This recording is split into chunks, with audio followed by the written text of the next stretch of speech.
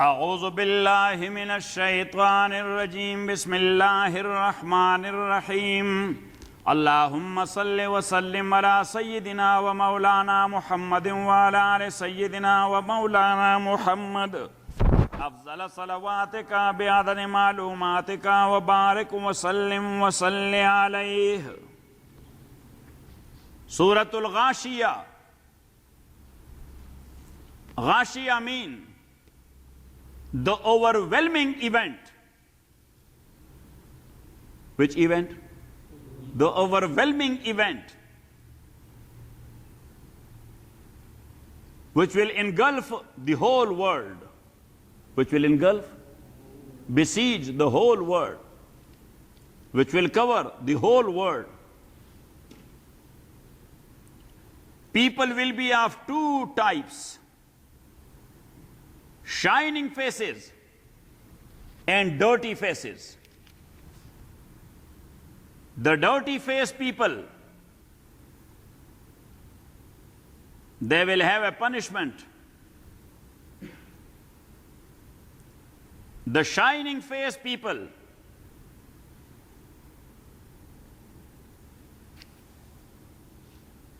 they will be in paradise. Where there, they will have the graces of Allah subhanahu wa ta'ala. Why people do not think in the creation of Allah? To think about His power, His oneness, His lordship. O Prophet sallallahu alaihi wasallam, you are not a dictator over them. You are a preacher. So just preach and leave them alone. Their ultimate return is to Allah. They will face what they have done.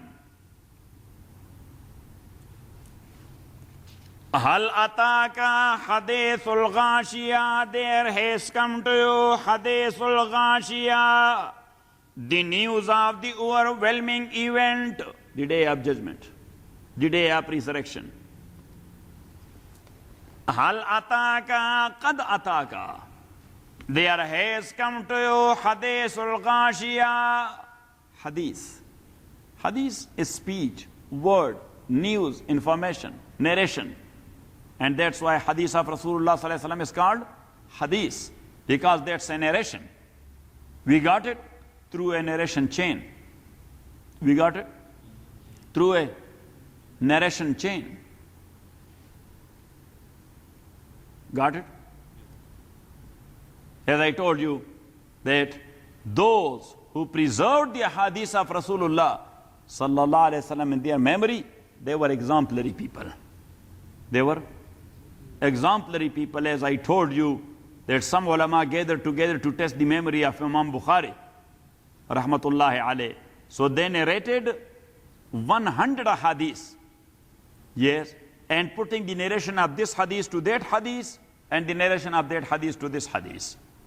Yes, to test his memory. Yes, so this alim narrated a hadith, this alim narrated a hadith, this one narrated a hadith. 100 ulama, everyone, they narrated 100 hadith, putting the narration, yes. Switching. Yes. So then when they completed, Imam Bukhari rahmatullah alayhi was listening to them. So then they said, what do you think Imam Muhammad? His name was Muhammad. What do you think Imam Muhammad? He said, the hadith which you have narrated, you put the narration chain like this, that haddasani fulan, qala haddasani fulan, qala haddasani fulan. That I have taken this hadith from that alim, he from that alim, he from that alim, he from that tabi'i, from that sahabi, then he from Rasulullah sallallahu alayhi wasallam. And the matan of hadith was this, the text of hadith was this. While this hadith is not narrated by these people, the proper narration chain is like this. So he not only corrected all these 100 hadiths along with its narration chain, but in the same sequence and order as they have narrated. Got it? As they had narrated it, in the same sequence, he was taking it one by one. Got it? Not it or but it? Yes?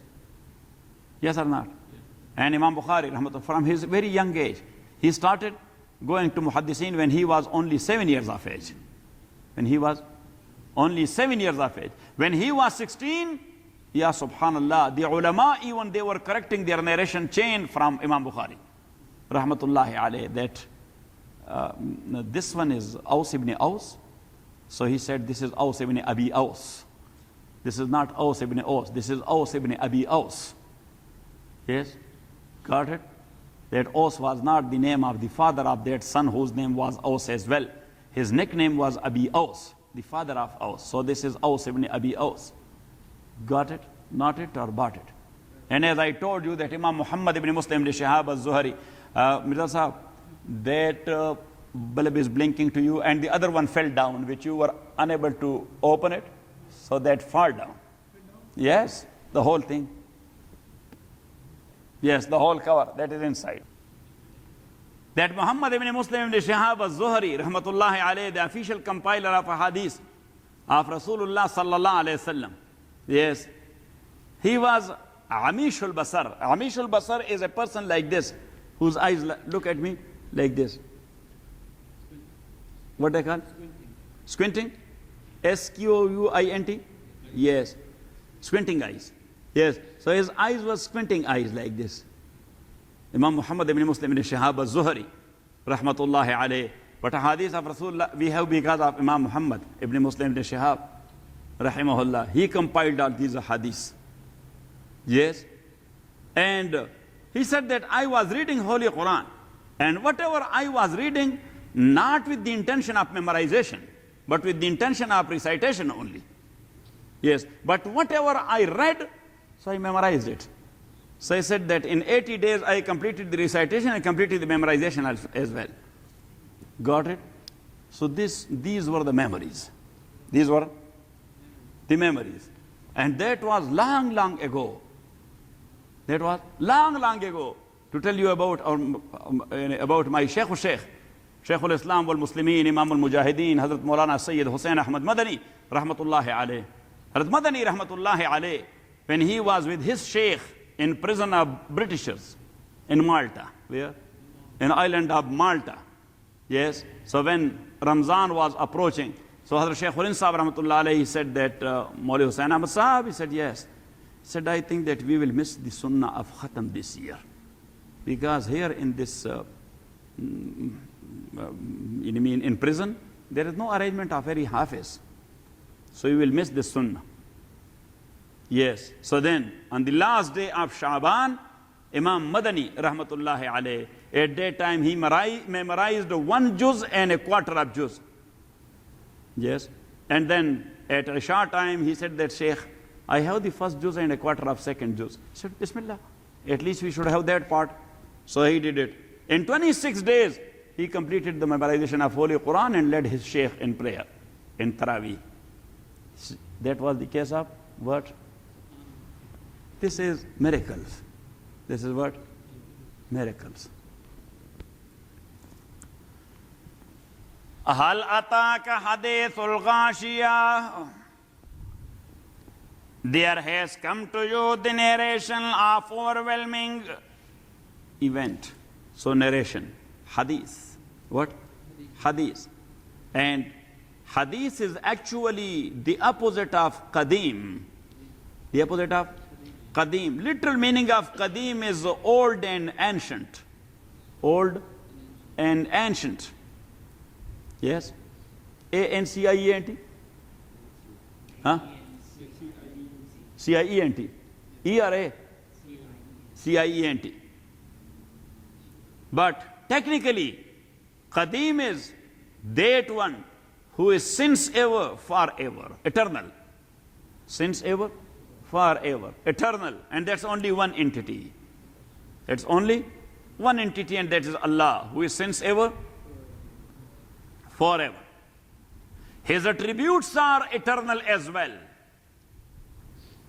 He was a creator at that time when he had not created anything, because the quality was there. The attribute was there. Yes, like the attribute of Bashir.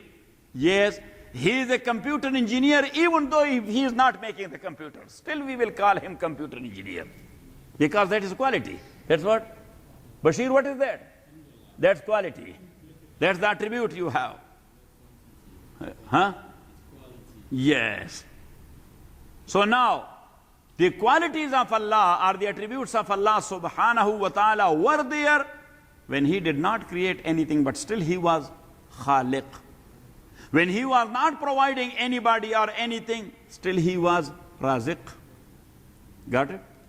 When there will be nobody to be fed and provided by Allah subhanahu, still he will be Raziq. He will not be creating anything, still he will be Khaliq and creator. So that's what we say, that the entity of Allah subhanahu wa ta'ala is eternal. His qualities are eternal. His qualities are eternal as well. Got it? His qualities are eternal as well. Now one of his quality is this Holy Quran, the words of Allah subhanahu wa ta'ala. This Holy Quran is the words of Allah subhanahu wa ta'ala. And that is our faith, that this Holy Quran is word of Allah that is Qadeem. That is what?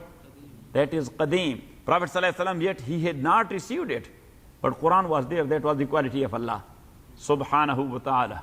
Even Adam was not created, Quran was there, that is the quality of Allah subhanahu wa ta'ala. The world was not created, but Quran was there, that is the attribute of Allah subhanahu wa ta'ala. Got it? Got it or not it? So now, the Holy Quran is called Kalam-e-Qadeem. What? Kalam-e-Qadeem, an eternal word of Allah subhanahu wa ta'ala. What? Eternal word of Allah subhanahu wa ta'ala. Now when his word is eternal, so the word of his messenger will be not eternal. That will be hadis. Its opposite will be hadis. Something which was not there and later on it came into existence. Yes? So that's why the words of Rasulullah sallallahu alaihi wasallam is called hadith. Hadith is the opposite of qadim. Hadith is the opposite of qadim. That's number one. And number two,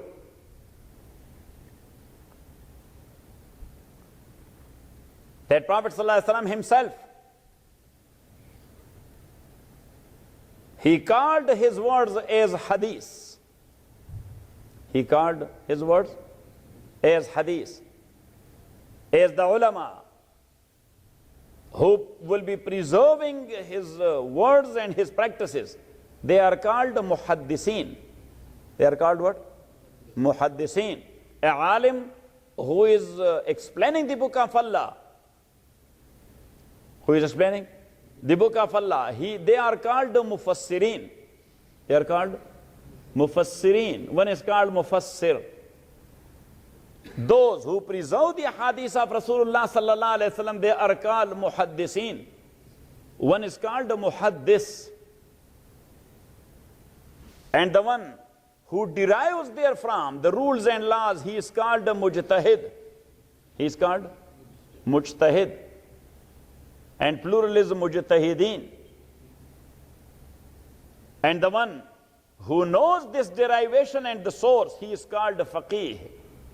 He is called faqih. And plural is fuqaha. Plural is fuqaha. F-U-Q-A-H-A. Fuqaha. Got it? So Prophet ﷺ himself, he titled those who are preserving or will be preserving the hadith of Rasulullah ﷺ, he called them muhaddiseen. So he made a dua once he was sitting there, and he made a dua 3 times, Allahumma arhamil muhaddiseen, Allahumma arhamil muhaddiseen, Allahumma arhamil muhaddiseen. Oh Allah subhanahu wa ta'ala, be kind to muhaddiseen, be kind to muhaddiseen, be kind to muhaddiseen. And that's why the ulama, even though they are fuqaha, even though they are mufassirin, even though they are scholar of a specific one, but they are looking for one book or one class at least in a week of hadith to have the dua of Rasulullah sallallahu alaihi wasallam So every alim in madrasa, he is looking that just give me a small book of hadith. I will be teaching that only once a week. But I want to have the dua of Rasulullah sallallahu alayhi wasallam. Allahumma arhamil muhaddiseen. Allahumma arhamil muhaddiseen. Allahumma arhamil muhaddiseen. Allah subhanahu wa ta'ala, be nice to muhaddiseen. Be nice to muhaddiseen. Be nice to muhaddiseen. And Prophet sallallahu alayhi wasallam, once he was sitting there and he made a dua, Nazzar Allahum ra'an sami'a maqalati. Nazzar Allahum ra'an sami'a maqalati fawa'aha wa'addaha kama sami'aha ila man lam yasma'ha. Prophet sallallahu alayhi wasallam says, oh Allah subhanahu wa ta'ala, make that one happy and give him a happy life, a satisfied life, a mental tranquil and mental peace. Sami'a maqalati fawa'aha. Who learnt my hadith and he preserved that. Who learnt my hadith and he preserved that. Wa'addaha, and then he conveyed the same ila man lam yasmaha, to those who have not learnt it yet. Allah sallallahu alayhi wasallam was saying or practicing. Yes. So that was actually the verbal or practical expression of the graces of Allah. What he got inspired, so he conveyed the same either in his word or in shape of his practices. And that thing in Surah Zuha, which is coming, وَأَمَّا بِنِعْمَةِ رَبِّكَ فَحَدِّثْ. And the grace of your Lord, فَحَدِّثْ. Hadith mean express. Hadith mean express. That in the grace of your Lord, you may express, O Muhammad sallallahu alaihi wasallam. So there the word is hadith.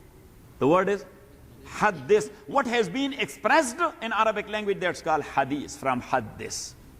So that's why it is called hadith. Got it?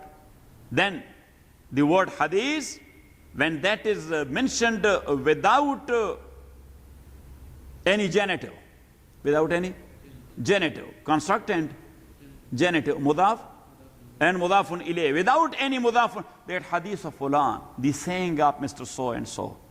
Hadith of fulan, hadith of Zaydin wa Amrin, the words of Zayd and Amr. The words of, so here Zayd and Amr is the genitive. But when you say this is in hadith, so what it means? The words of Rasulullah sallallahu alayhi wasallam. When you do not attribute the word hadith to anybody, you say in hadith it is said. So what hadith mean? The words of Rasulullah sallallahu alayhi wasallam. Yes, otherwise literally you can use that word for the words of anybody. That this is the hadith of Nasim, mean his word. This is the hadith of Nasim, mean his words. But when you say this is a hadith, so it means these are the words of Rasulullah sallallahu alayhi wasallam. Got it?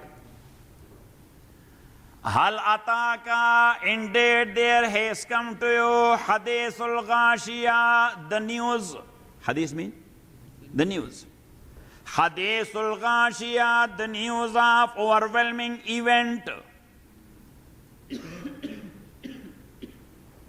which will cover everyone, which will cover each and everything.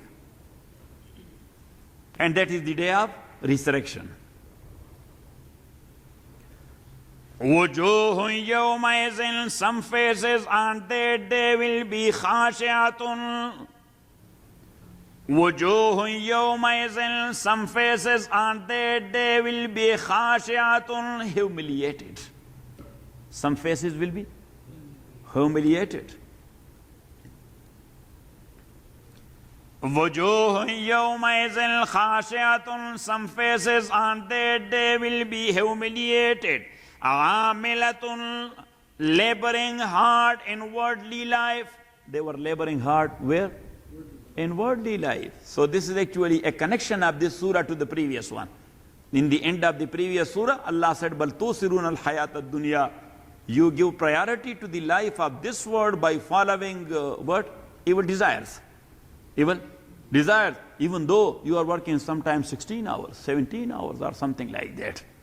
So that's a hard labor. That's a normal labor or hard labor? That's a hard labor. So Allah subhanahu wa ta'ala says, why? Because they were doing hard labor only to make their life in that world only. They never thought of the hereafter. So this is the ultimate result. That's the reflection. That's what? The reflection that their faces would be humiliated. They never thought of the day of resurrection. They were thinking of the life of this world. Some faces on that day will be khashi'atun, humiliated. Aghamilatun, laboring hard in the worldly life. Aghamilatun, nasibatun, and weird. Nasiba mean weird. Yes, weird. And another meaning of nasiba is tired and hungry. Looking tired and hungry. Wujuhun, some faces on that day will be khashi'atun, humiliated, amilatun, laboring hard to make their worldly life, nasibatun, hungry and tired. Hungry and tired. Tasla, and they will enter naran hamiyatan, in the blazing fire. They will enter in the blazing fire. Tusqa min ghaynil aniya, they will be given to drink from a boiling spring. Tasla naran hamiyatan, they will enter naran hamiyatan, the blazing fire. Tusqa min ghaynil, they will be given to drink min ghaynil, from a spring, aniyatin, a boiling liquid. That is not water. That is boiling liquid, which is called ghislin. Which is called ghislin. And ghislin is actually, look, when you squeeze the wounds and the blood and the pus come out, that's called ghislin. When you squeeze it and then the pus and the blood come together out, that's called ghislin. In another ayah, Allah subhanahu wa ta'ala says, لَيْسَ لَهُمْ طَعَامٌ إِلَّا مِنْ غِسْلِينَ, that they will have no any food but only ghislin. But only ghislin. Number one. Number two, Allah subhanahu wa ta'ala says, sadid. What? Say, sadid. With swad. Sadid. And sadid is actually the pus of wounds. The pus of wounds. In another ayah, Allah says, يَتُوفُونَ بَيْنَهَا وَبَيْنَ حَمِيمٍ آن. What, Munir? يَتُوفُونَ بَيْنَهَا وَبَيْنَ حَمِيمٍ آن. The people in hellfire, they will be walking in between the blazing fire and the Hamimin An, a reservoir of very stinky, smelly, boiling reservoir of discharges. Reservoir of what? Discharges. So the urine, the excreme, the sweating, the blood and the pus, which will be flowing from the hellfire of these people. So outside the hellfire there is a reservoir, it will be boiling itself. So when they will ask for water, so the angels will bring them to that reservoir. They just drink it. They just drink it. Your faith and your belief and practices were as dirty as this thing is. So that is a logical result of what you have done. You know what I'm saying? Yes, if you say, oh, this is very difficult to drink, this is not drinkable. So Allah subhanahu wa ta'ala will say, but the practices you were doing, that was not practicable. Oh, you did it. That's actually the same thing. But at that time you were not feeling the dirt of your wrong practices, now you will have it. That your practice was as dirty as this reservoir is. Got it, not it, or bought it. Yes? And Rasulullah sallallahu alaihi wasallam, maybe inshallah in this Jummah prayer, I will mention, I was reading a hadith. Prophet sallallahu alaihi wasallam on the night of ascension, when he was given a visit of Jahannam and Jannah from outside. Visit of Jahannam and Jannah. And in world of model, Allah subhanahu wa ta'ala showed him the people who will be living in Jannah and people who will be living there in Jahannam. So Prophet sallallahu alaihi wasallam, then he narrated the same to Sahaba, Rizwanullahi alayhim ajma'in. So Prophet sallallahu alaihi wasallam, he told them that I saw people there. Their bellies were as big that they were grounded. They were grounded. And whenever they were trying to stand up, so they used to fall on their faces because of their heavy bellies. Because of what? Because of their heavy bellies. I asked Jibreel that who are these people? So he said, Intaliq, go ahead. Go ahead. So then I saw people. And their lips were like the lips of camels. Like the lips of camels. And they were eating fire. They were eating what? Fire. Like the burning fire. They were eating burning fire. So I asked Jibreel, who are these people? He said, Intaliq.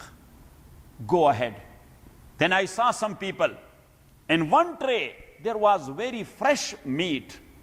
Very fresh meat.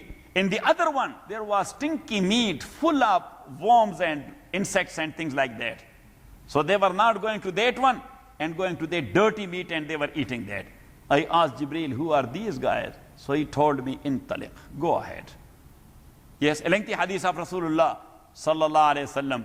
So now, Rasulullah sallallahu alayhi wasallam explained it later on, that the people with that big bellies who were falling on their faces to the ground whenever they tried to stand up, they were the people involved in riba and interest business.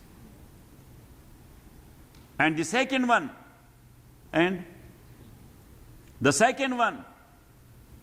who were eating what? The fireballs, like grazing camels, but grazing in what? In fire. So they were the people who were eating the property of yatama and orphans, or weak people. They were eating the properties of weak people. They're just like putting fire in your stomach. And the third one, who were, leaving the fresh meat and going to the dirty and stinky one. They were the people who were married, but going to other women and doing haram.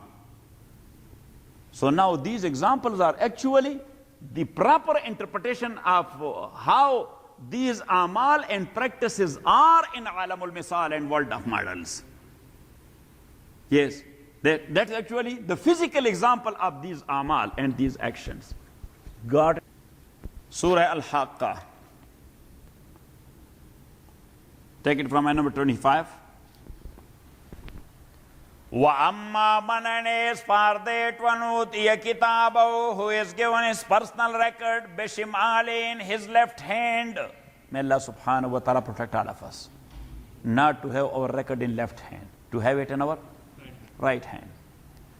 فَيَقُولُ, he will cry, Ya laytani, I wish lam uta kitabiya, I wish I was not given my personal record. I wish I was not given it.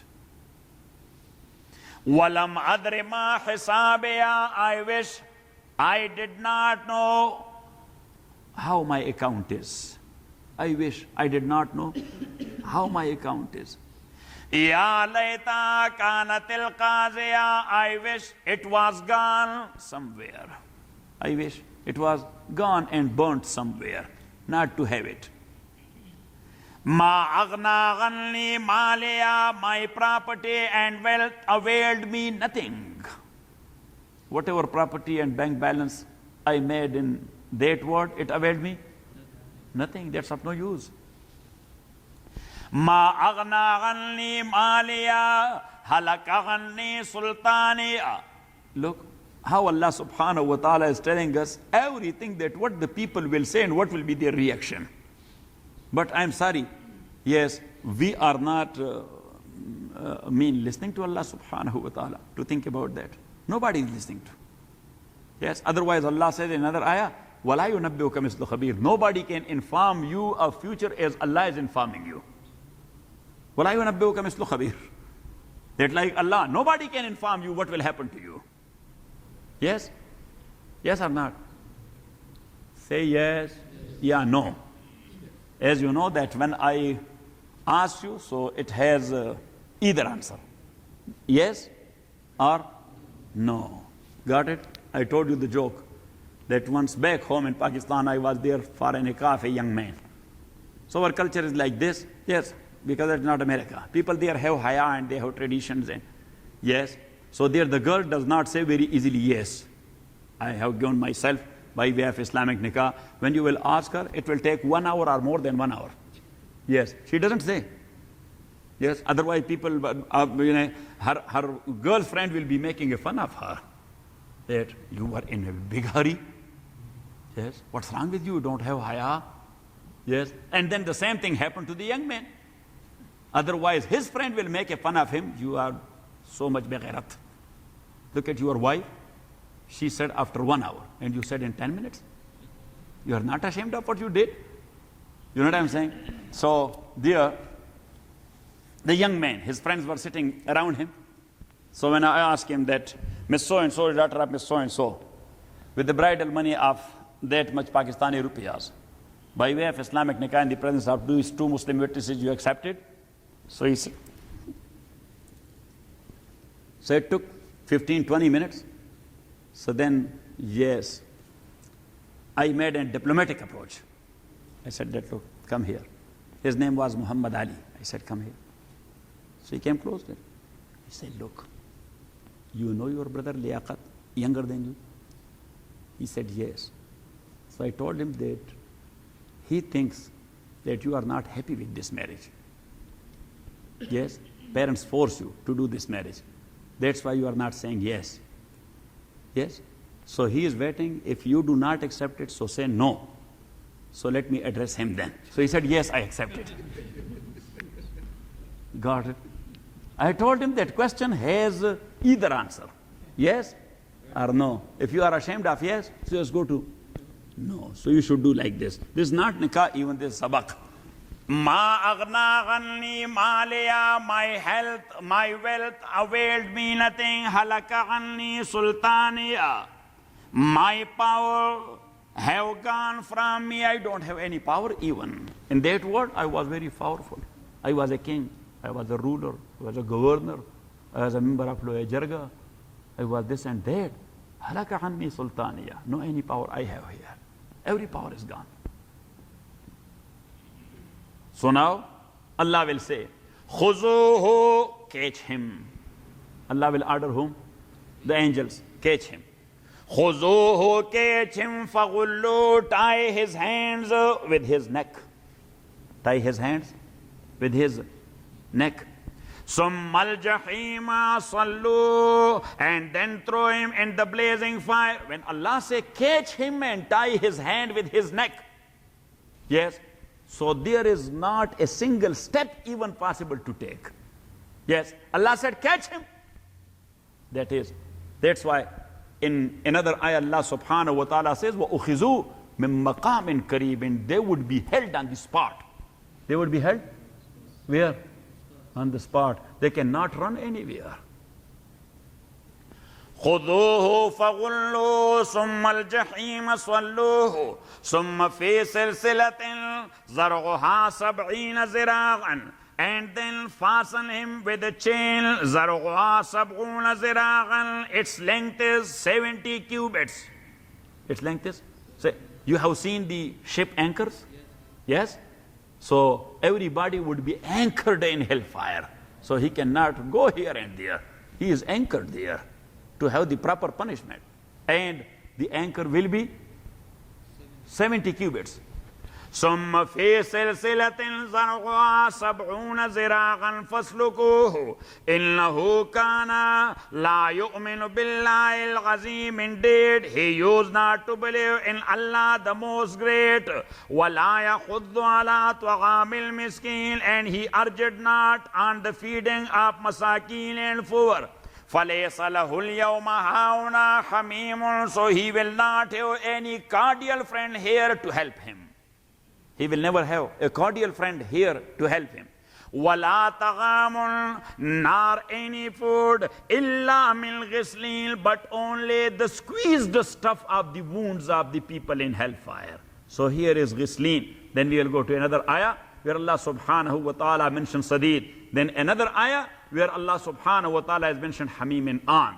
Hamimin an. Inshallah in philosophy class you will find in Alamul Misal that This will be the after effect of what type of action and deed. Imam Waliullah rahmatullahi alayhi in details, he is mentioning there. So once again, a quick view or review. Hal ataka, indeed there is come to you hadithul ghashiya, the narration or the news of the overwhelming event. The overwhelming event, which is the day of judgment. Wujuhun yawmaizin, some faces on that very day, khashiyatun, will be humiliated. Some faces will be humiliated. Aamilatun, nasibatun, laboring hard in this world. They were laboring hard in this world for their good in this world. So they will get tired in the hereafter. They will feel tired in the hereafter. Amilatun fid dunya, nasibatun fil akhirah. Amilatun fid dunya. Yes, laboring hard in this world for worldly attachment. Nasibatun, feeling tired in the hereafter. Tasla naran hamiyatan, they will enter into the hard blazing fire.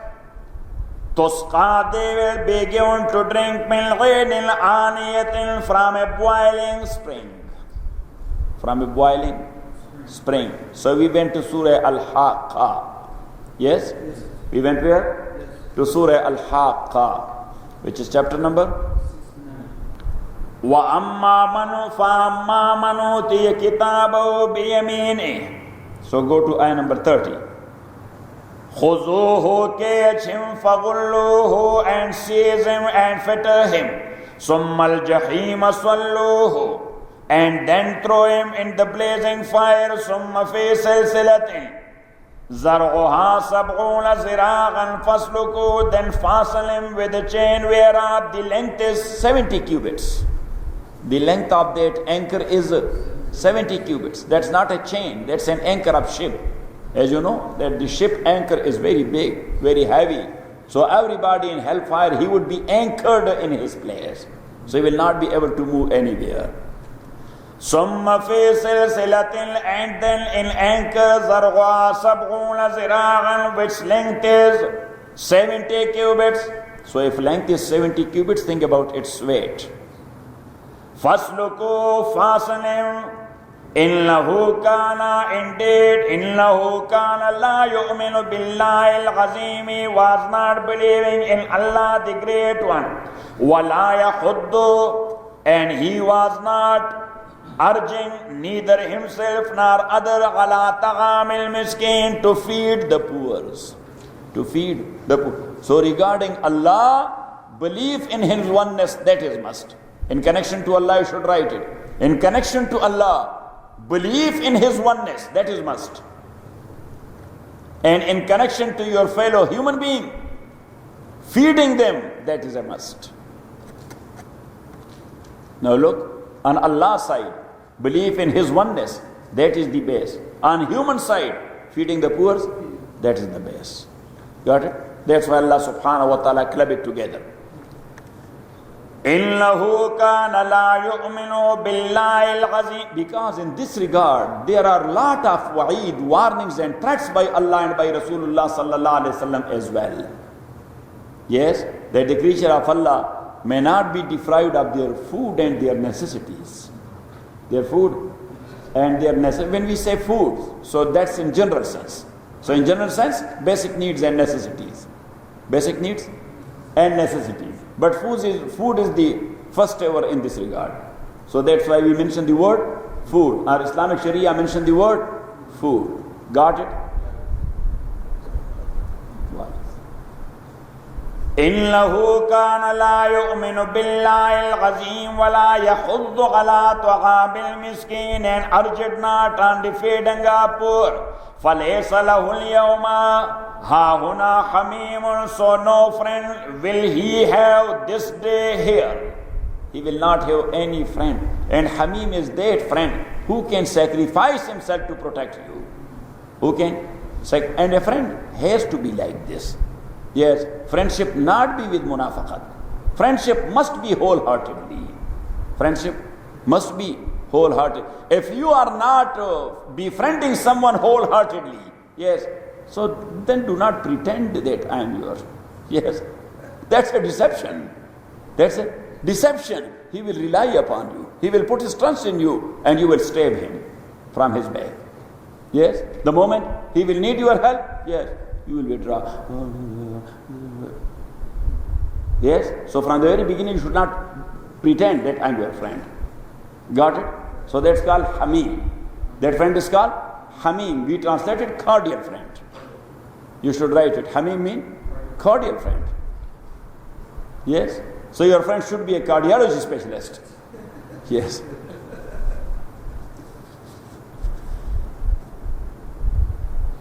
And that's what I told you a story about, which is mentioned and related by Imam Sa'di in his Gulistan. Yes, their two friends, they were going somewhere on their way, and all of a sudden a lion appeared. So now one guy, he was very much expert to climb over a tree. So he climbed over a tree, and the other one he was unable to. But that friend, he never thought of this other friend, how I can protect him. Yes. Now this guy, he was smart, but in another way, not in climbing tree. He heard from someone that lion is that brave animal, that it does not eat the meta or the prey, P-R-E-Y, or the prey of somebody else. He preys himself, then he eats. Yes, he's a man. And a man has to earn and then to eat. Got it? Got it or not? That's his bravery. So if he finds something, dead, maybe he is dying of hunger, but he does not touch it. A lion does not touch it.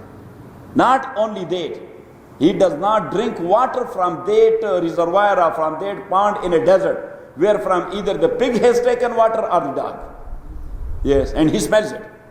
Yes, then he is thirsty, but he does not drink it. That I will have the bad habits of these two guys. Yes. Got it or not it? That's why we do drink or eat the paskhorda. What? The paskhorda, the remains of our mashayikh, our pious people. Yes?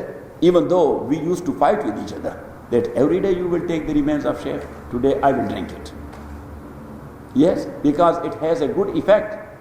When you will have that with the full love from the bottom of your heart, with a pious person, that you are drinking his remaining water, with that faith, that it will have a good effect on my personality. You know what I am saying? So, same is the case of bad personality. If you will eat and drink his paskhorda, the bad habits will get into you. So the lion, he is not drinking water where from the pig or the dog. Yusuf, you are late? मेरा phone आ गया था Oh. Pakistan से. So it was Foon of Khair? जी आखिर Okay. Allama Damiri, he has written a very famous book in 2 volumes. The book is called Hayatul Haywan, and there are ajaib. But even with that book, on footnotes, there is another book which is called Ajaibul Makhlukat. Ajaibul Makhlukat. The amazing information about the creature of Allah subhanahu wa ta'ala. So about small insects and small birds and animals. And, yes, subhanallah, that book is very, very good book. Hayatul Haywan. Yes, animal life. Allama Damiri. So that's in 2 volumes. So regarding lion, he has mentioned certain of his qualities. Number 1, if a lion came across you on your way, you are going there from and he was coming there from. Yes, you should leave the road to him, so then he does not attack you. That's number 1. Because he feels it, that, oh, that guy gave me respect. That guy gave me respect. You know what I'm saying? Because when you see the highway patrol, yes, and you push your brake, so then they ignore you and they go ahead. Yes, and if still you are racing with, they say, okay. Got it? So their nature is highway patrol. That's number 1. Number 2, do not have an eye contact direct with lion. Otherwise, who are you looking at me and staring at me, guy? You are that creature who can have a contact of eye with me? Yes. So the moment you get a, yes, just do like this. So Allama Damiri says, it will not attack you. It will not attack you. And number 3, he has mentioned this. And there he mentioned 2 verses of an Arab poet. کہ وَعَطْرُكُ حُبَّا مِنْ غَيْرِ بُغْزٍ وَذَاكَ لِكَسْرَةِ الشُّرَكَاءِ فِيهِ وَتَجْتَنِبُ الْأُسُودُ وُرُودَ مَاءٍ إِذَا كَانَ الْكِلَابُ وَلَغْنَ فِيهِ. Even though he is talking about his own love with someone. He was in love with someone. The poet, as you know, the poets mostly they are in love. That's why they are poets. Yes. So he was asked that why you deserted or you left alone your beloved. Now you are not anymore in love with. Now you hate her. So he said, no, وَأَتْرُكُ حُبَّهَا مِنْ غَيْرِ بُغْضٍ. I left love with her. I don't hate her. So why you left love with her? He said, وَذَاكَ لِكَسْرَةِ الشُّرَكَاءِ فِيهِ. وَذَاكَ لِكَسْرَةِ الشُّرَكَاءِ. Because not only me, there are so many people who are looking forward. So I don't want to have partners in this regard. So that's why I said bye-bye. وَذَاكَ لِكَسْرَةِ. And then he said, وَتَجْتَنِبُ الْأُسُودُ وُرُودَ مَاءٍ. You don't know? Lion, do not go close to that water. إِذَا كَانَ الْكِلَابُ وَلَغْنَ فِيهِ. When the dogs, they licked therefrom. So the lion does not go close to that water. Got it? Huh? No, somebody else. إِنَّهُ كَانَ لَا يُؤْمِنُ بِاللَّهِ الْعَظِيمِ وَلَا يَحُضُّ عَلَى طَعَامِ الْمِسْكِينِ فَلَيْسَ لَهُ الْيَوْمَ. So Sadi says that this second guy, he was a clever man. He heard from someone that a lion will never touch a dead body of any other animal. Yeah? So he fell down on ground like a dead. Like he was breathing in such a way he may not be felt by the lion that he is alive. Yes, the lion is very clever. He came, yes, to his ear, to his feet, and licking his feet because that is the sensitive area in human body. Yes, yes or not? Yes, we do like that. Even though that is the hard skin, but that's very sensitive. This is the hardest skin in human body. This one and this one. Yes, but this is very sensitive. When you do like that, got it? So he came, did like this. But that guy, he said, if I will move, so I am gone. So he controlled himself. And then he came to his ear. This is another sensitive part. Yes, when we were in school, sitting on mats on the ground, so we had to have a straw and from behind the guy, what are you doing? This is very sensitive. Yes. So then he came and with his tongue, he was doing that in his ear. But once again he controlled and then he left. And that guy, he was watching the scene from the tree. When the lion disappeared, that guy came. This one was very angry with him that you are a friend. You left me to a lion and you climbed over the tree. So then they started walking on their way. That guy was asking him, can you tell me the story? That what's the case? Because when that lion came, he gave you and honored you and he saluted to you. Because kissing the feet of someone, that's a salute. So he kissed your feet. He kissed your feet. And when he was leaving, he came to your ear and said to you something. Yes. So can you tell me why he kissed your feet and what he told you? He said, no, that's a thing I cannot tell you. Because he was angry. He said, please. He said, why he kissed my feet? His grandfather was caught by someone in our area. And my grandfather rescued him from death. So he made a will to his offspring that the family of this guy, you have to kiss their feet. So that's why he kissed my feet. And he said that when he was leaving, he came to me and he said, ke dost aabashat ke girat daste dost. Dost aabashat ke girat daste dost. Dar pareshan hali o darmandagi. That a true friend is that one who is holding your hand when you are in adversity. When you are in adversity, not in prosperity. Everyone is friend in prosperity. But in adversity, yes, you will see people, they will rushing out. Or they will running out. They will run away. Oh, now he is in hot water. Let's just get rid of him. He said, this type of friend, he said, bye-bye. Don't come close to me. You are not. So friendship should be from the bottom of your heart. Because if you are not befriending someone from the bottom of your heart, so do not deceive him. Do not deceive. He will be putting his trust in you, you will save him from his back.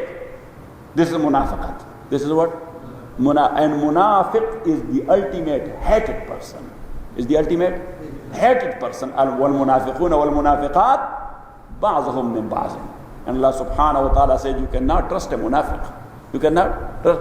And to me, a munafiq in aqidah is not that dangerous, as munafiq in amal is a dangerous man. Munafiq in amal, he is a Muslim.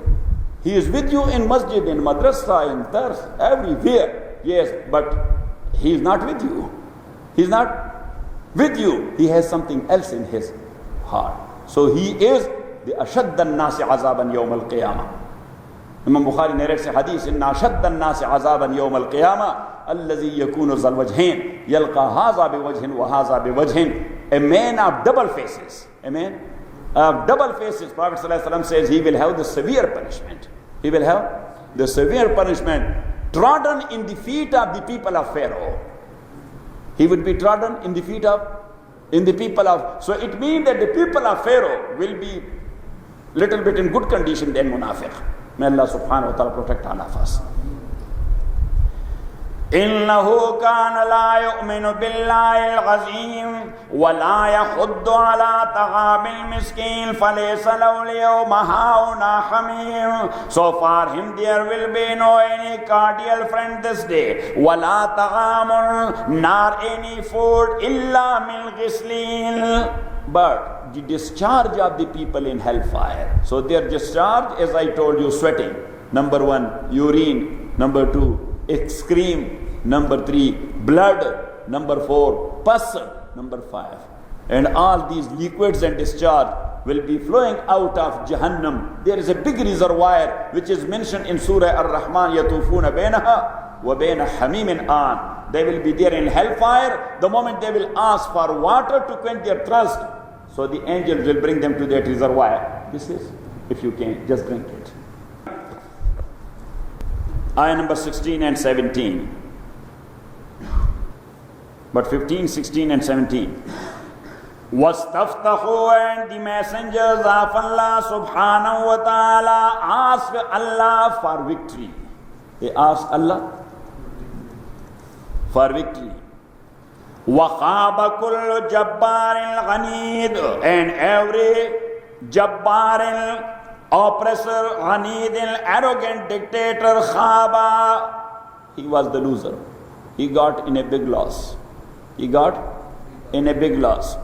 Min warai Jahannam, in front of him, every arrogant dictator, there is a hellfire. وَيُسْقَى مِن مَّاءٍ صَدِيدٍ, and he will be made to drink boiling, festering discharge of people in the hellfire. Sadid is actually pus. Sadid is pus of wounds. وَيُسْقَى مِن مَّاءٍ, they would be provided with a liquid which is pus, blood and pus. وَيُسْقَى مِن مَّاءٍ صَدِيدٍ يَتَجَرَّعُهُ, he will sip it unwillingly, like this. Look at my face. Yes, he will be. That is tajarruh. يَتَجَرَّعُهُ, he will sip it unwillingly. وَلَا يَكَادُ يُسِيغُهُ, he will be unable to swallow it. That's not a thing to be swallowed very easily. Yes, number 1, that is, what a dirty thing that is. What a smell there is. What a bad look of pus and discharge there is. And what a heart that is. So how it will be easy for him to swallow it? يَتَجَرَّعُهُ وَلَا يَكَادُ يُسِيغُهُ. That's number 1. Go back to your sabak. لَيْسَ لَهُمْ طَعَامٌ إِلَّا مِنْ ضَرِيعٍ, no food will there be for them, إِلَّا مِنْ ضَرِيعٍ, but a poisonous thorny plant. But a poisonous thorny plant. And the effect of a poisonous plant is not that it will kill you or take away your life.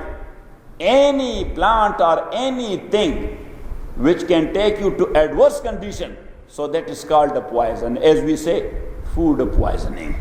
So you have eaten chicken. It's not a poison. It's not a poison. But food poisoning happened to you because it took you to adverse condition. You are vomiting, or you have headache, or you have stomach problem, or you have pain there. That's why it is called what? Food poisoning. So dhariya, that's actually a plant which will take the person concerned to adverse condition, to a painful condition. لَيْسَ لَهُمْ طَعَامٌ إِلَّا مِنْ ضَرِيعٍ. So number one, that is thorny. And as you know, that thorn, nobody can swallow it easily. It will harm, it will hurt. Yes, and number two, when they will put it in their belly, so that's a poisonous plant. It will take them to an adverse condition. لَيْسَ لَهُمْ طَعَامٌ إِلَّا مِنْ ضَرِيعٍ. And that ضَرِيع, in other words, that is called zaqqum. That is called zaqqum, Surah As-Safat. إِنَّ هَذَا لَهُوَ الْفَوْزُ الْعَظِيمُ. Truly that Jannah and paradise is لَهُوَ الْفَوْزُ الْعَظِيمُ, the greatest success. لِمِثْلِ هَذَا, for the like of this, فَلْيَعْمَلِ الْعَامِلُونَ. Let those who practice to practice. For the like of that, let those who practice to practice. أَذَلِكَ خَيْرٌ نُزُلًا. Is that paradise is better entertainment? أَمْ شَجَرَةُ الزَّقُّومِ, or the tree of Zaqqum? That's a horrible tree. Zaqqum is the name of a horrible tree. So Allah subhanahu wa ta'ala says paradise which has all these favors and ni'mas, that is the best entertainment, or eating of Zaqqum is the best entertainment. That's up to you, O the human being, to decide. أَذَلِكَ خَيْرٌ نُزُلًا. Is this a better entertainment? أَمْ شَجَرَةُ الزَّقُّومِ, or the tree of Zaqqum? إِنَّا جَعَلْنَاهَا, we have made the tree fitnatan, a test. Fitnatan, a test. And number two, fitnatan, a punishment. لِلظَّالِمِينَ, for wrongdoers. How that is a test? إِنَّهَا شَجَرَةٌ, indeed that is a tree, تَخْرُجُ فِي أَصْلِ الْجَحِيمِ, that springs out in the bottom of the hellfire. In blazing fire it grows. It sprouts in blazing fire. It grows in blazing fire. إِنَّهَا شَجَرَةٌ تَخْرُجُ, indeed that's a tree, تَخْرُجُ, which comes out, في أصل الجحيم, in the bottom and middle of the hellfire. Now that is the test. Look, our approach is very short. We are very short-sighted. So the people of Makkah, right at the moment when Prophet ﷺ said, إِنَّهَا شَجَرَةٌ تَخْرُجُ فِي أَصْلِ الْجَحِيمِ, that's a tree which sprouts out and grows in the middle of the hellfire. Yes, so they were looking at each other. We say that he's crazy. Tree sprouted out in fire. Yes, grows in fire. Does it make sense? Allah says that is the test. That is the test. That's beyond their intellectual approach. That's something which is beyond their intellectual approach. They are unable to understand it. Otherwise, the people in botany, they know three types of trees. Yes, three types of tree. Yes, one is called, say, hydrophyte. The very plant is grown inside the water.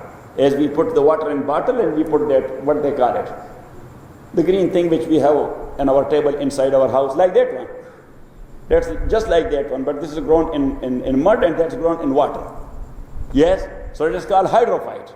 That's called hydrophyte. And there is another one which does not need any water.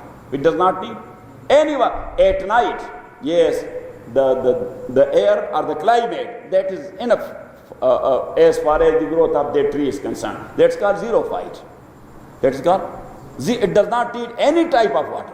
That's xerophyte, that's green. Yes, and that's grown there in desert, where in almost in 1, 2, 3 years, no any rain falls there, but still the trees are green. So it's called xerophyte. So Allah subhanahu wa ta'ala said that it says for them that these stupid guys do not know xerophytes. Yes, so Zaqqum is the utmost position of xerophyte, because it grows where? In fire. إِنَّهَا شَجَرَةٌ, because different things have different nature. Look, we are living entities and fish is living entity as well. Is it or not? Yes. If we will go inside the water, we will get died in a few seconds. Yes or not? But if you will bring out fish from water, so it will get died when that is out of water. Otherwise, that's a living entity and I am a living entity as well. But fish life is inside the water. My life is outside the water. You got it? My life is outside the earth. Yes, and the mouses and the rats and all these things, their life is where? And they are alive. Got it? So Allah subhanahu wa ta'ala says the life and the growth of that tree is in blazing fire. That's a test. إِنَّهَا شَجَرَةٌ تَخْرُجُ فِي أَصْلِ الْجَحِيمِ. Indeed, there's a tree تَخْرُجُ which comes out فِي أَصْلِ الْجَحِيمِ, right in the middle or in the bottom of blazing fire. طَلْعُهَا كَأَنَّهُ رُؤُوسُ الشَّيَاطِينِ. The shoots of it or the fruits of it. طَلْعُهَا كَأَنَّهُ رُؤُوسُ الشَّيَاطِينِ. The fruit stalks of the tree is كَأَنَّهُ رُؤُوسُ الشَّيَاطِينِ. That is as ugly as the heads of shaitan. So nobody has seen shaitan. Nobody has seen shaitan. But when we are talking about an ugly face, that look his face, he is looking like shaitan. He look like shaitan. Yes, we say that or not? Yes. So that's actually a tabir and expression about an ugly face. So Allah subhanahu wa ta'ala says the look of the fruit of that tree will be that ugly like like the heads of shaitan.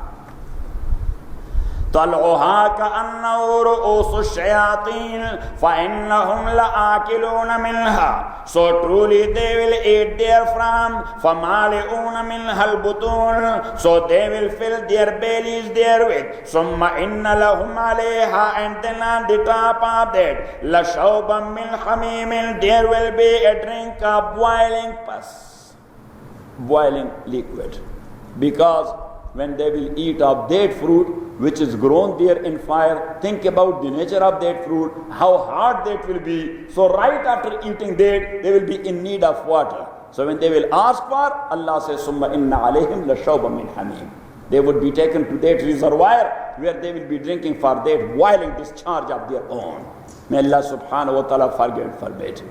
Yes, and that was a thing which was beyond the approach of their intellect. That's why Allah subhanahu wa ta'ala says certain things are there. These people, they are very, they're very short-sighted. That the people of Makkah, they are very short-sighted. So that's why certain things are a test for them and they are making objection. Like the Mi'raj of Rasulullah sallallahu alayhi wa sallam. How Prophet sallallahu alayhi wa sallam in a small part of a night, he went from Makkah to Jerusalem and from Jerusalem to Allah and came back the same night. Came back the same. After a Isha prayer, Jibreel Amin took him and before Tahajjud he brought him back. Yes, because of Mihani said, Raziyallahu ta'ala anha, Prophet sallallahu alayhi wa sallam, he prayed Isha and came to my house and slept there. And slept there on that very night. And then he was praying Tahajjud and I woke up, I saw Prophet sallallahu alayhi wa sallam is praying Tahajjud. After Tahajjud he told me, Hani, I said, yes, O the Messenger of Allah. Hani, she was the cousin of Rasulullah sallallahu alayhi wa sallam. She had her house close to the house of Allah. So Prophet sallallahu alayhi wa sallam most of the time used to sleep in her house. Yes, she has arranged a room for Rasulullah sallallahu alayhi wa sallam. She was the sister of Sayyidina Ali raziyallahu ta'ala an. So Prophet sallallahu alayhi wa sallam, he told me that Hani. I said, yes. I said, Jibreel came when you slept and I slept. I went to my own bed. So Jibreel came, he woke me up, he took me to the house of Allah. And then therefrom he took me to Tueba, from Tueba to Kufa, from Kufa to Al-Khalil, from Al-Khalil to Jerusalem, from Jerusalem to the seven heavens, upon the seven heaven, and I came back before Tahajjud. So Hani said that Prophet ﷺ asked me, Hani, what do you think? Should I tell it to the people? Yes. So Hani said, O the Messenger of Allah subhanahu wa ta'ala, they are making objection about every single thing you are receiving from Allah. And regarding this, nobody will be able to believe in. That how is it possible? How is it possible? Hani said, because they are crazy people. They don't know a messenger and a common layman. They don't know a messenger and a common layman. So they will be treating you like common layman. They'll say, oh, he lost his mind. So I think you should not. But then I said, no, O the Messenger of Allah, if that's a reality, Why you should concede it? Just go ahead and say it. So Prophet sallallahu alaihi wasallam, the first ever man who met Rasulullah sallallahu alaihi wasallam, that was Abu Jahl. And that crazy guy asked the Messenger of Allah, any news? Yes. What? And he was a crazy man, so he was giving a tough time to Rasulullah sallallahu alaihi wasallam. He said, Muhammad, any news? Prophet sallallahu alaihi wasallam said yes. He said yes, a big news. He said, what's that? Prophet sallallahu alaihi wasallam told him the story. So he said, if I will ask people to gather together, can you relate the same story to them? Because if something is lie, you can say that to one man or two men. But to a public gathering, yes, because that's a lie. You will have reservations. How you will relate a false story to general public? So Prophet ﷺ says, why? To me, it does not make any difference whether you are alone or there are thousands of people. So Abu Jahl, he was roaming around in streets of Makkah and calling everyone, come on, come on, come on, close to the house of Allah. Muhammad is telling you a new story.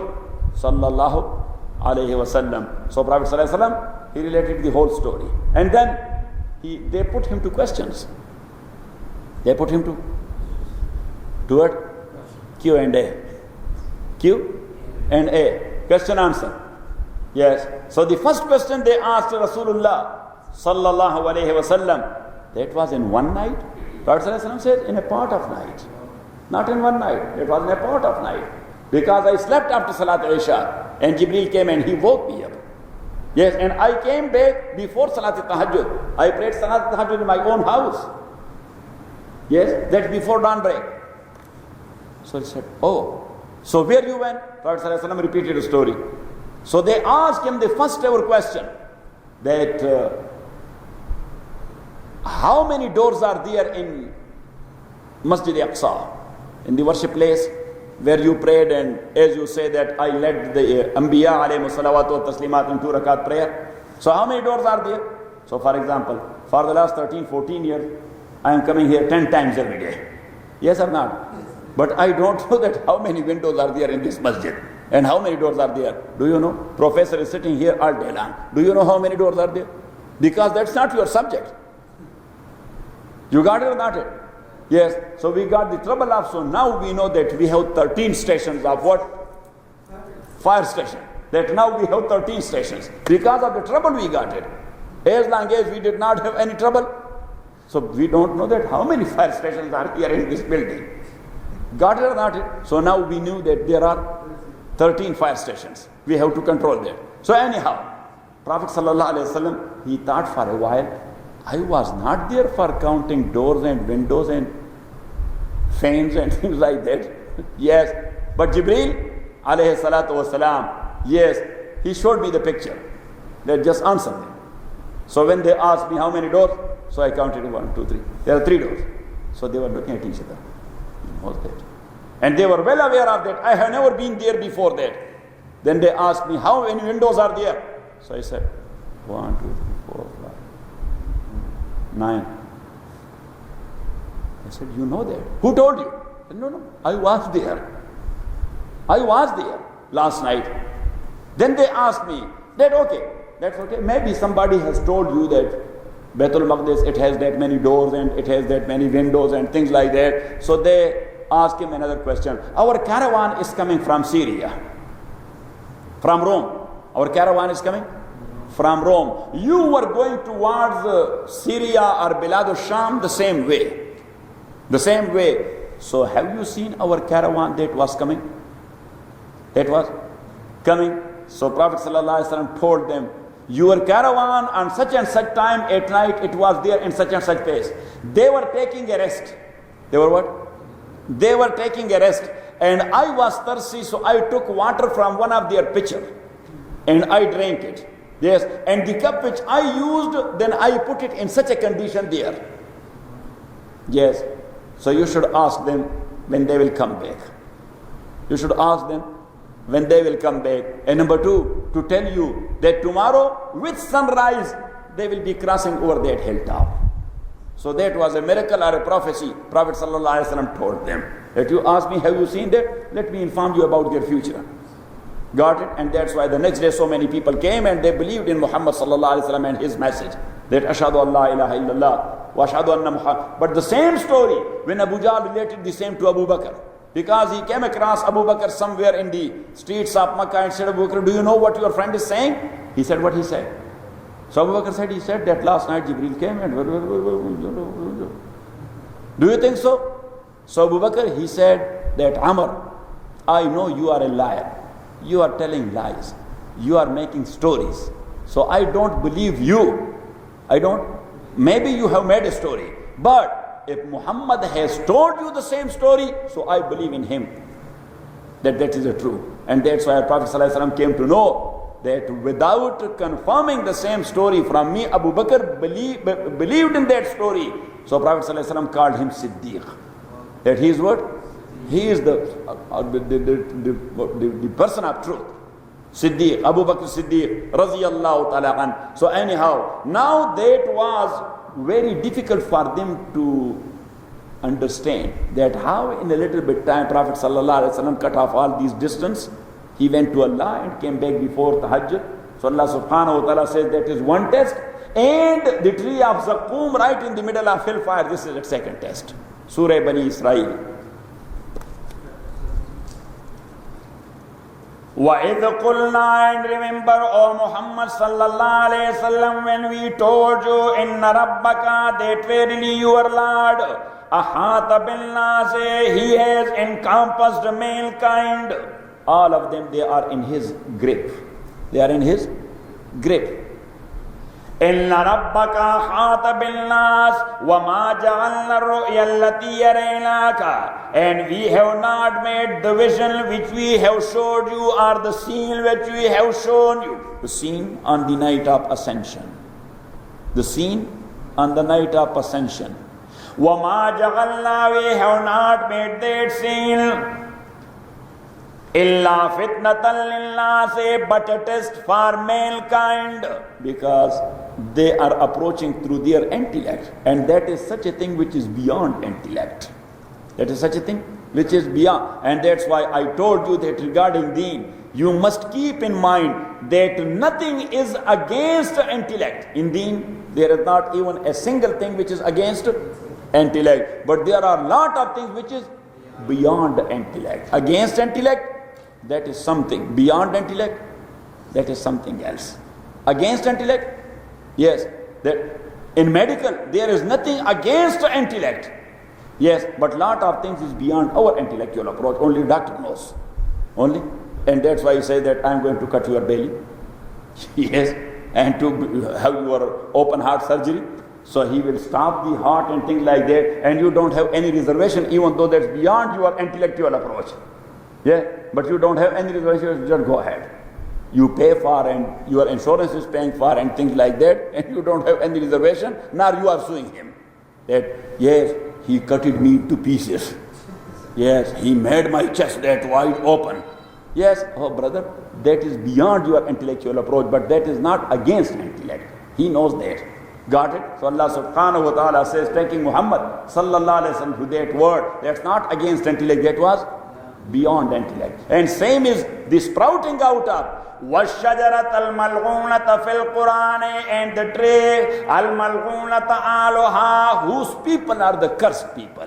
That tree, which the people are, and the people who will be eating that tree, they are the cursed people. Allah subhanahu wa ta'ala says that's also a test for people, because that is beyond their intellectual approach. So go back to your sabaq. لَيْسَ لَهُمْ طَعَامٌ إِلَّا مِنْ ذُرِيقٍ. So today you should finalize your program that your graduation will take place when? October 24th, which will be Saturday. Which will be Saturday. The program will start 3 o'clock. The program will start? Yes, 3 o'clock. So there will be presentation by some of you, whosoever want to have a presentation. Yes, but for 2-3 minutes, not that big. Yes, regarding certain topics of tafsir. Yes or not? And then, if we will have 2-3 ulama, they will have a little bit lectures. And then, after Maghrib prayer, there will be tafsir of Holy Quran, the 2 or 3 surahs. Yes, and then After Isha, there will be dinner. For men, will be outside. For women, will be in the social hall. Yes, we will print tickets. So ticket for adult will be only $20 and for kids, only $10. Yes, so we will arrange some food as a potluck and some other from a restaurant. Whatever restaurant you like, then that's up to you. Got it? Mahmoud Hussain, you got it? You bought it or you not it? Okay. لَيْسَ لَهُمْ طَعَامٌ إِلَّا مِنْ ضَرِيعٍ. For them there be no food إِلَّا مِنْ ضَرِيعٍ, but from a thorny, poisonous tree. لَا يُسْمِنُ, which will neither nourish them, وَلَا يُغْنِي مِنْ جُوعٍ, nor avail them anything against their hunger. When you are eating for two purposes. Number one, yes, to avail something against your hunger, to make yourself full. And number two, to have some fats and nourishment, to have some energy. Yes or not? So Allah subhanahu wa ta'ala says that food, it does not have none of the two basic and original benefits of food.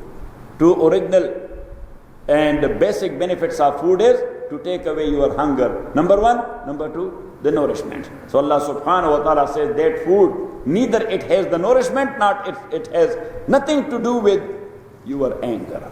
Now your hunger. Your hunger. La yusminu, it will not nourish them, wala yughni min ju', nor avail them anything against hunger. Wujuhun yawmaidhin, and some other faces on that day, na'imatun, it will be joyful. Oh Allah subhanahu wa ta'ala, make our faces joyful on that day. Some other faces yawmaidhin, on that day, na'imatun, will be joyful. Lisaiha raziya, they will be glad with their lisaya, with their efforts, what they have made in the life of this world. Yes, regarding deen, they will be very happy and glad regarding their efforts they have made in this lifetime. Lisaiha raziya, very happy and glad for the efforts they have made in that world. Fi jannatil aliya, they will be there in a lofty paradise. La tasma'u fiha laghiya, where they shall neither hear harmful speech or false words. They will not hear even one single false word in Jannah. La tasma'u fiha laghiya, where they shall neither hear a harmful speech or a false word. Fiha ghaynul jariya, there will be running springs. There will be running springs, not only of water. 4 types of liquids. 4 types of liquid. Number 1, water. Number 2, milk. Number 3, honey. Number 4, wine. And these 4 are mentioned there in Surah Muhammad. Surah Mathalul Jannati, the description of paradise, allati, that one, wa'idal muttaquna, which has been promised with the muttaqeen and the pious people. So Allah said, let me tell you about the description of that Jannah, to give you a glance of Jannah, that what will be there. Mathalul Jannati, the description of paradise, that one which has been promised to the pious people. Fiha anharun, there will be rivers mimma'in, of water, ghairi asinin, unpolluted water. That is, water will be unpolluted water, 100% pure and clean. Fiha anharun mimma'in ghairi asin, wa anharun min labanin, and there be rivers of milk. Lam yataghayyar ta'amu, the taste of that will never change.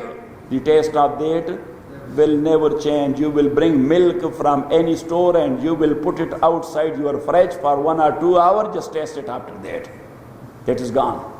That is, Allah subhanahu wa ta'ala says there the rivers will be flowing, having no any change in taste. فيها أنهار من لبن لم يتغير طعمه وأنهار من خمر and rivers of wine لذة للشاربين, delicious for those who drink it. وأنهار من عسل مصفى and rivers of pure honey, river of not artificial honey, not artificial honey, yes or not? Here and stores, you say this honey, this honey, this honey. That is actually machine made money. That's not honey bees money. Honey. That's not honey bees honey. That is machine honey. That is what? Machine honey. Yes, and there is natural honey, but still you have a lot of things there. The wax is there. Number one. Yes, and sometimes if you are in Pakistan or Afghanistan or Bangladesh or in India or that part of the world, yes, so the dead honey bees will be there. Yes or not? Yes, and if you are living in that part of the world, so the mixed sugar will be there. Yes, they mix sugar with that. Yes, and sell it for the price of what? Honey. So Allah subhanahu wa ta'ala says there, in Jannah there is no adulteration. That will be pure honey. وَأَنْهَارٌ مِّنْ عَسَلٍ مُصَفَّى. Very clean and pure honey. So go back to your sabak. فيها غين جارية, there in Jannah will be running springs. فيها سرر مرفوعة, there in Jannah will be thrones raised very high, raised very high like space. Your throne or your cushion or your sofa you will be sitting upon, that will be as high as space, as you are sitting in space, as you are sitting in space. فيها سرر مرفوعة وأكواب موضوعة, وأكواب موضوعة, and there will be cups for drinking موضوعة in the space. It will be hanging in the space. Yes, but not being hung with a rope, nor have any base. So that will be in the air. That will be, yes, a line of cups and jugs will be in the air. وَأَكْوَابٌ مَوْضُوعَةٌ وَنَمَارِقُ مَصْفُوفَةٌ, and there will be namariq. Namariq is namruka. There is one pillar which is flat, and there is another pillar which is round. So the round one is called namariq. The flat one, yes, it can stand still when you will put it here. But the round one, you have to lean it to some wall or to something. Otherwise, the round one, you will put it and you will lean to, yes, it will roll. Yes, so that will be a trouble. Yes, but someone who is clever like Naseem, so he will hold it with both hands and then he will. And the round pillows in rows in open field. Yes, keep in mind whatever word I am saying, because there is objection from the people of Makkah and then answer from Allah. So once again, فيها سرر مرفوعة, there will be سرر مرفوعة, thrones or cushions as high as space. وأكواب موضوعة, and there will be cups and pots and jugs in the air. That will be where? In the air. وَنَمَارِقُ مَصْفُوفَةٌ, and the round pillows in rows in open field, not leaning to anything.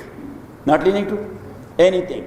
وَزَرَابِيُّ مَبْسُوسَةٌ, and rich carpets or beds spread out like as wide as the earth.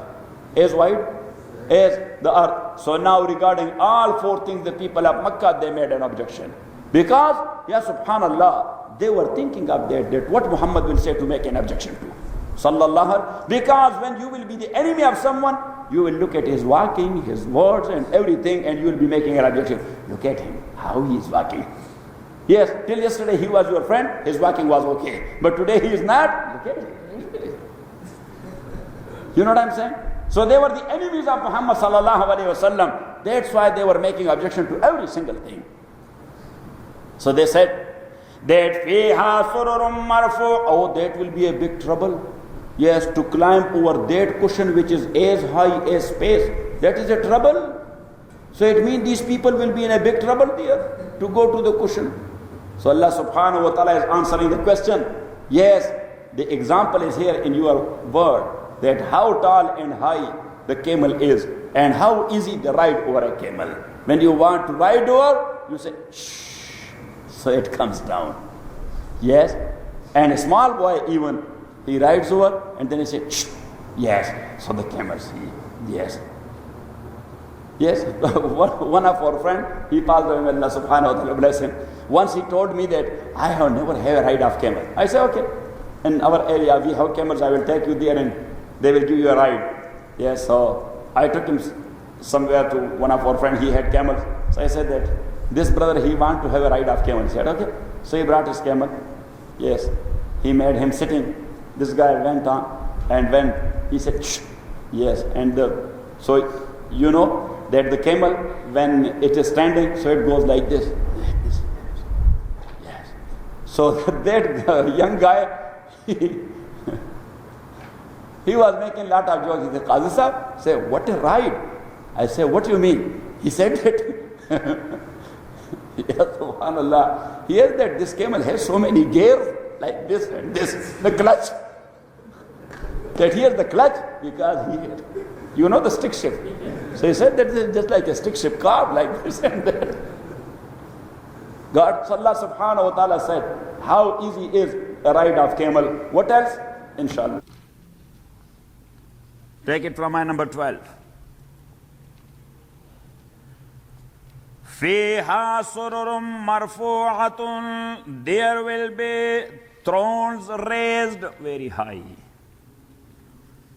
وَأَكْوَابٌ مَوْضُوعَةٌ. And cups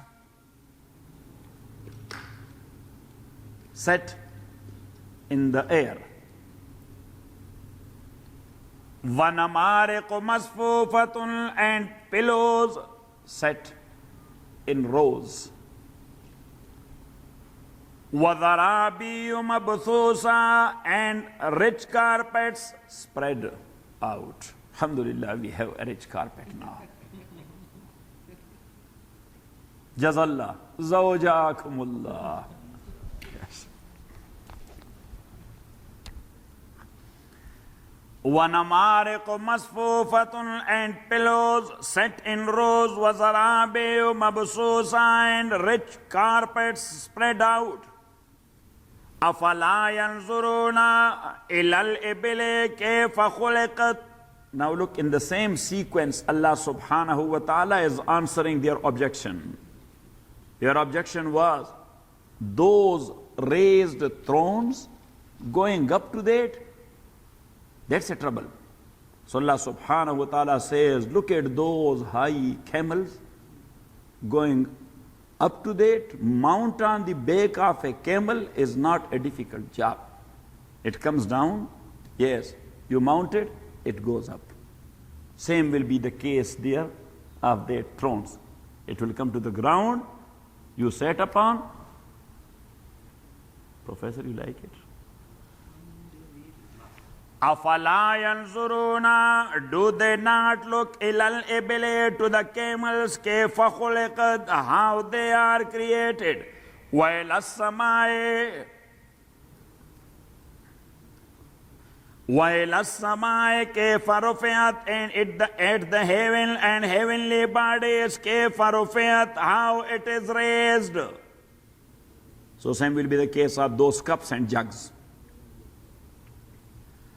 وَإِلَى الْجِبَالِ. And at the mountains, كَيْفَ نُصِبَتْ. How they are rooted and fixed firmly. وَإِلَى الْأَرْضِ كَيْفَ سُطِحَتْ. And at the earth, how it is spread out. فَذَكِّرْ. So remind, O Muhammad sallallahu alayhi wasallam, and repeat. Remind and repeat, or repeat the reminder to them. فَذَكِّرْ إِنَّمَا أَنْتَ مُذَكِّرْ. Verily you are only one who reminds. You are not the converter. You are the one who reminds. You are not the one who will convert people. You are the one who will remind people. Got it? So now, look how it makes the job of the messenger easy. He was not feeling relaxed as he was thinking, I have to convert people. Yes? And they were not converting to Muslims. So it was bothering Muhammad sallallahu alayhi wasallam. It was giving him a stress. So Allah subhanahu wa ta'ala made it clear to him that you are not the one who will convert. You are the one who will remind.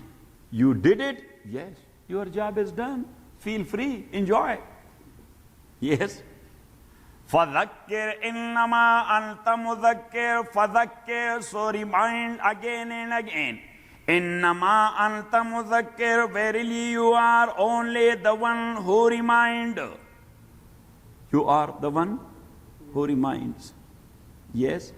And then a reminder, Allah subhanahu wa ta'ala says in Surah Al-Ala before this, ayah number 9, chapter 87. فَذَكِّرْ. Therefore remind people. إِن نَفَعَتِ الذِّكْرَى. Is نَفَعَتِ الذِّكْرَى. Because reminder works. Allah subhanahu wa ta'ala says, فَذَكِّرْ إِن نَفَعَتِ الذِّكْرَى. فَذَكِّرْ. Remind. إِذْ نَفَعَتِ الذِّكْرَى. Because reminder works. Verse 55. وَذَكِّرْ. And remind again and again. فَإِنَّ الذِّكْرَى تَنْفَعُ الْمُؤْمِنِينَ. Now look, the same order, the same command. ذَكِّرْ, ذَكِّرْ, ذَكِّرْ. وَذَكِّرْ. And remind again and again. فَإِنَّ الذِّكْرَى. Indeed, the reminding. تَنْفَعُ الْمُؤْمِنِينَ. It will give benefit to the believers. It will profit the believer. It will profit the believers. Got it? So go back to your sabaq. فَذَكِّرْ إِنَّمَا أَنْتَ فَذَكِّرْ. So remind. إِنَّمَا أَنْتَ. Indeed, you are مُذَكِّرٌ, the one who remind. لَسْتَ عَلَيْهِمْ بِمُسَيْطِرٍ. You are not a dictator over them. You are not a dictator over them. So what is a dictator? The one who wants his personal opinion to be obeyed by every single one. The one who wants his personal opinion, even though if that's a crazy concept, to be obeyed by everyone. That's called dictator. Got it? فَذَكِّرْ إِنَّمَا أَنْتَ مُذَكِّرْ لَسْتَ عَلَيْهِمْ. You are not عَلَيْهِمْ over them بِمُسَيْطِرٍ, a dictator to convert them by force. To convert them by force. Because conversion, that's a matter of belief. That's a matter of belief. And belief should be adopted with the free consent. You should write it. That belief should be adopted with the free consent.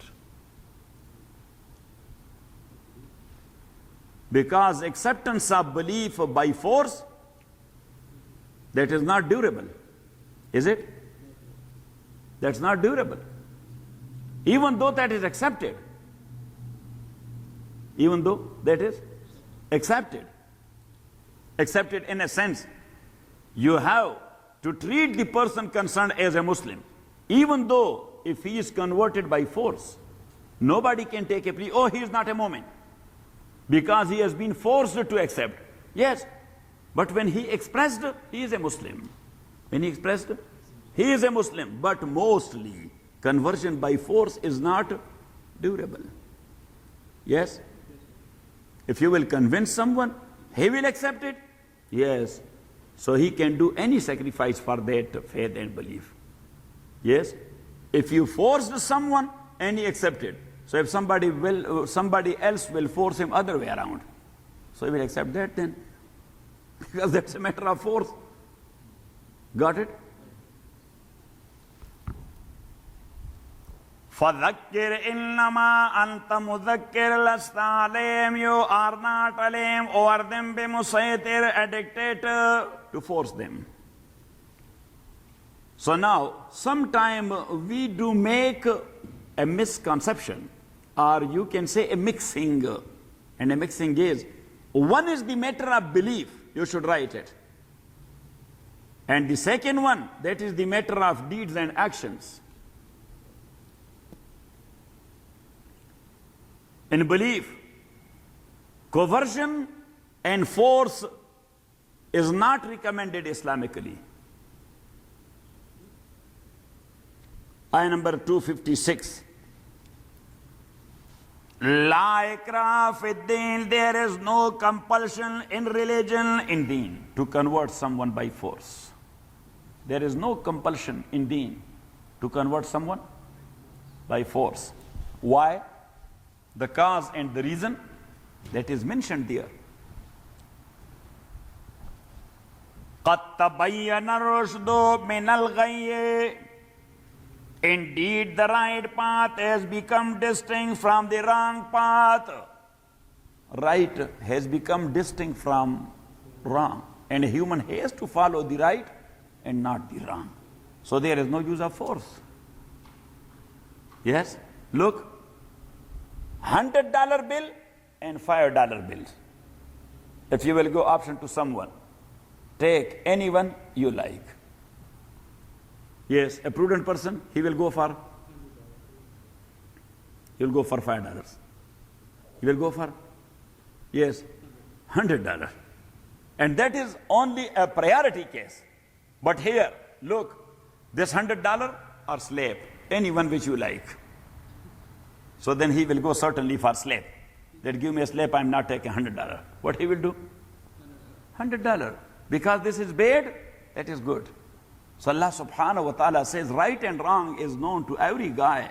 So one has to accept right from the bottom of his heart with free consent, not by force. So that's why Allah says there is no use of force. There is no use of, you should not use force to convert someone by force. If a guy is that stupid that he doesn't know right and wrong, why you are forcing him then? Yes, got it? An animal may not be forced to accept Islam. Yes. First of all, bring him to the fold of human. Bring him to what? And a human is that one who knows right and wrong, who can distinct good and bad. If somebody cannot distinct good and bad, why you are forcing him to accept the good? You know what I'm saying? Now you got it or not it? You should explain it like this. Hussein, no, I want to hear it loudly because we will not be hearing that salam for some time. Wa alaikum assalam. Yes, this type of salam from here to Amman. Yes. Tomorrow you are leaving? You got ticket? Jade near there? No, that's good. Huh? Direct? Here from? Alex to Dubai or Alex to Jordan?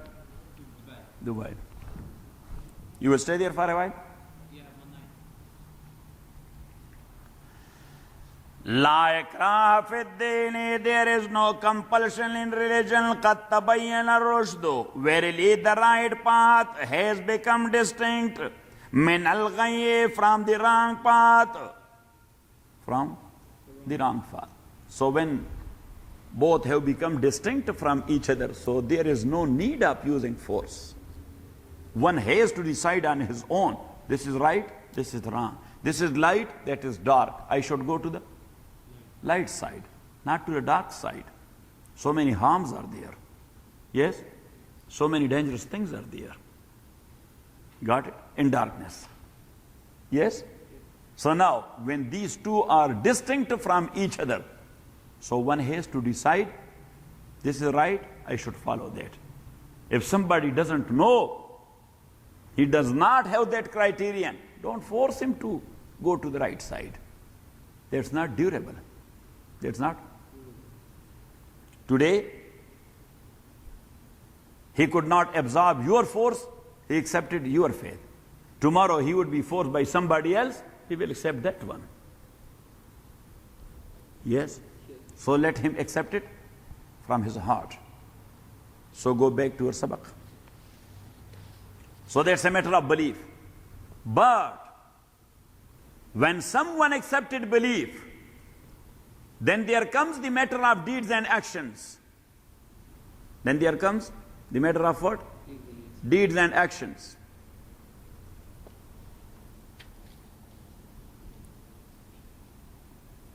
So individuals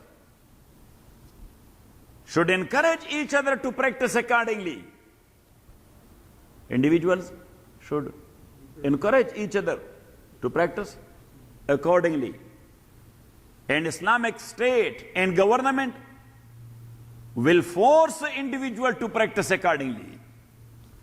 Individual will encourage each other, but Islamic State and government, it will force. Because those practices have become law of the land. Those practices have become law of the land. And what is the duty of state and government? To enforce the law of the land. Now look, if you will explain it like this, so everybody will know. Now you got it or not it? Got it, not it, or bought it? Yes. K-N-O-T-T. Yes. Or N-O-T. Huh? Hussain, you didn't got it? You got it? Yes, yesterday's street name was? Not, yes. Yes. And there is another knot, N-A-U-G-H-T. Yes, and Y. I was not putting Y. Yes. So we can put Y for whom? Hey, he is looking at you. That I will put Y for him.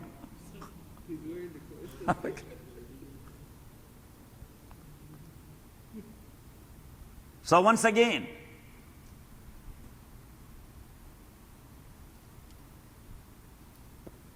conversion by force, that is not recommended in Islam. You should write it like this. Conversion by force is not recommended in Islam.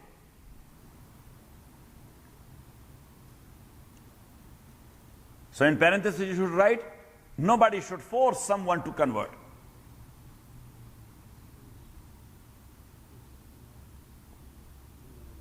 Because I say, is not recommended.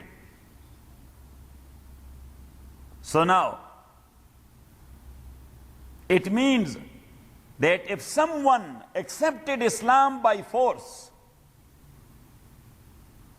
if someone accepted Islam by force, his acceptance is accepted in Islam.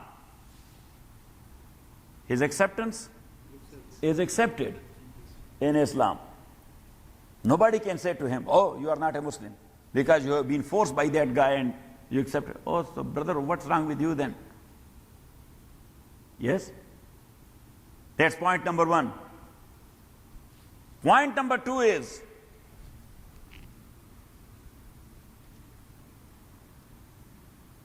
neither a state nor an individual,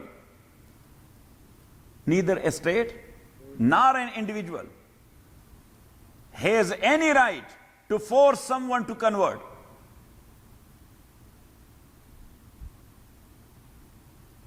Islamic State cannot force non-Muslim to convert.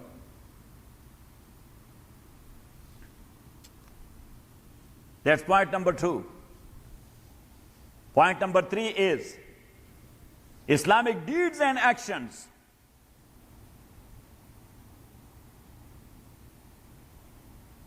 is a section of Islamic laws. That is what? That's a section of Islamic laws. And that is the duty of the state to implement the laws of the land. That's why in Islamic State, when the azan is given, yes, so the shurta, they are walking in bazaars, prayer, salah, salah. Yes, and that's why. In Saudi Arabia, yes, what the people do when the azan is given? Yes. Because the shurta is coming. Yes, and that shurta is much more powerful than the uniform shurta. The uniform police is not that powerful. Because the uniform police, they do not have judicial power. They do not have judicial power. But this religious shurta and religious police, they have judicial power as well. They can decide their matter on the spot. Yes, they can decide their matter on the spot. Just hit him 10 lashes. Yes, so that's why people are not afraid of uniform shurta. But when those, you have seen the red Yes, there is hatta. The red? Hatta. Yes, and with long aba. So when they are coming, people are rushing. Oh, shurta, shurta, shurta. Huh? Yes, I am sick. That's why the Sikh guy, he was saying, what he said? I am sick. He said, oh, you can sit on a chair, you can sit on a ground. He said, but I am sick. He said, no problem, you can lie on the ground. But you have to pray. See, I'm saying of Sayyidina Ali raziyallahu ta'ala an. Yes, once a disbeliever was asking him that how much do you like, do you people like Muhammad sallallahu alayhi wa sallam? How much do you love him? How much do you love him? So he said, أشد حبا في شدة الحر وشدة العطش من الماء الزلال. We love him in a very scorching heat, yes, and a very harming thirst, more than cold, soft drinking water. Yes, that's a matter of feeling. Nobody can express like this. There is nothing as beloved as a cold, soft drinking water when you are thirsty in scorching heat. Yes, you will sacrifice your whole property, maybe that's billions. You will give it for 1 cup. Yes? Yes.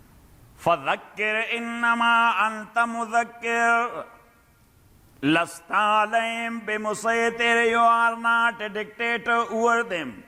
إِلَّا مَنْ تَوَلَّى. But one tawalla, who turns away, وَكَفَرْ, and disbelieves. فَيُعَذِّبُهُ اللَّهُ الْعَذَابَ الْأَكْبَرَ. Then Allah will punish him with the greatest, with the bigger punishment. إِلَّا مَنْ تَوَلَّى. But one tawalla, who turns away, وَكَفَرْ, and disbelieved. فَيُعَذِّبُهُ اللَّهُ الْعَذَابَ الْأَكْبَرَ. Allah subhanahu wa ta'ala will punish him with a big punishment. Inna ilayna iyabahum. Verily to us will be their return. Summa inna alayna hisabahum. And then verily for us will be their reckoning and their accountability. That's our duty. The brief summary of Suratul Ghashiyah. People on the day of judgment will be of 2 groups. The bad people in punishment, the good people in reward. Duty of a messenger is to remind. The ultimate return is to Allah subhanahu wa ta'ala, where the accountability will take place. Alhamdulillah Rabbil Alameen. والصلاة والسلام على أشرف الأنبياء والمرسلين محمد وآله وصحبه أجمعين. اللهم ربنا الحمد لله على القرآن وعلمنا ما نسينا وعلمنا ما جهلنا